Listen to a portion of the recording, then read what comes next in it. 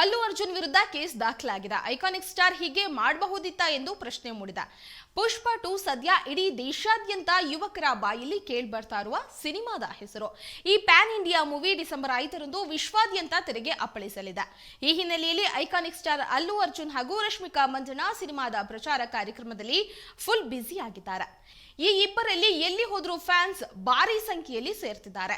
ಹೀಗೆ ಸೇರುವಾಗಲೇ ಅಲ್ಲು ಅರ್ಜುನ್ ದೊಡ್ಡ ಎಡವಟ್ಟನ್ನ ಮಾಡಿಕೊಂಡು ಕೇಸ್ ದಾಖಲು ಮಾಡಲಾಗಿದೆ. ಸ್ಟೈಲಿಶ್ ಸ್ಟಾರ್ ಅಲ್ಲು ಅರ್ಜುನ್ ರಶ್ಮಿಕಾ ಮಂದಣ್ಣ ಪುಷ್ಪ 2 ಸಿನಿಮಾದ ಪ್ರಚಾರಕ್ಕೆಂದು ಮುಂಬೈಗೆ ಹೋಗಿದ್ರು. ಈ ವೇಳೆ ಅಲ್ಲಿ ದೊಡ್ಡ ಸಂಖ್ಯೆಯಲ್ಲಿ ಅಭಿಮಾನಿಗಳು ಸೇರಿದ್ರು. ಫುಲ್ ಜೋಶ್ನಲ್ಲಿ ಸ್ಟೇಜ್ ಮೇಲೆ ಮಾತನಾಡ್ತಾ ಇದ್ದ ಐಕಾನಿಕ್ ಸ್ಟಾರ್ ತನ್ನ ಅಭಿಮಾನಿಗಳನ್ನ ಕುರಿತು ಆರ್ಮಿ ಎಂದು ಕರೆದಿದ್ದಾರೆ. ಅದೇ ಆರ್ಮಿ ಎನ್ನುವ ಮಾತೆ ಸದ್ಯ ಅವರಿಗೆ ಸಂಕಷ್ಟವನ್ನ ತಂದಿದೆ. ಈ ಸಂಬಂಧ ಪೊಲೀಸ್ ಕೇಸ್ ಕೂಡ ದಾಖಲು ಮಾಡಲಾಗಿದೆ. ಗ್ರೀನ್ ಪೀಸ್ ಎನ್ವಿರಾನ್ಮೆಂಟ್ ಅಧ್ಯಕ್ಷ ಶ್ರೀನಿವಾಸ್ ಗೌಡ ಎನ್ನುವವರು ಅಲ್ಲು ಅರ್ಜುನ್ ವಿರುದ್ಧ ಹೈದರಾಬಾದ್ನ ಜವಾಹರ್ ನಗರ ಪೊಲೀಸ್ ಠಾಣೆಯಲ್ಲಿ ಪ್ರಕರಣವನ್ನ ದಾಖಲು ಮಾಡಿದ್ದಾರೆ. ಈ ಸಂಬಂಧ ಮಾತನಾಡಿರುವ ಶ್ರೀನಿವಾಸ್ ಗೌಡ, ನಟ ಅಲ್ಲು ಅರ್ಜುನ್ ಅವರು ತಮ್ಮ ಮಿತಿಯಲ್ಲಿರಬೇಕು.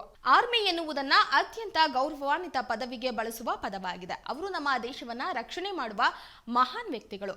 ಆದರೆ ತನ್ನ ಅಭಿಮಾನಿಗಳಿಗೆ ಆರ್ಮಿ ಅಂತ ಕರೆದಿರುವುದು ತಪ್ಪು ಎಂದು ಹೇಳಿದ್ದಾರೆ.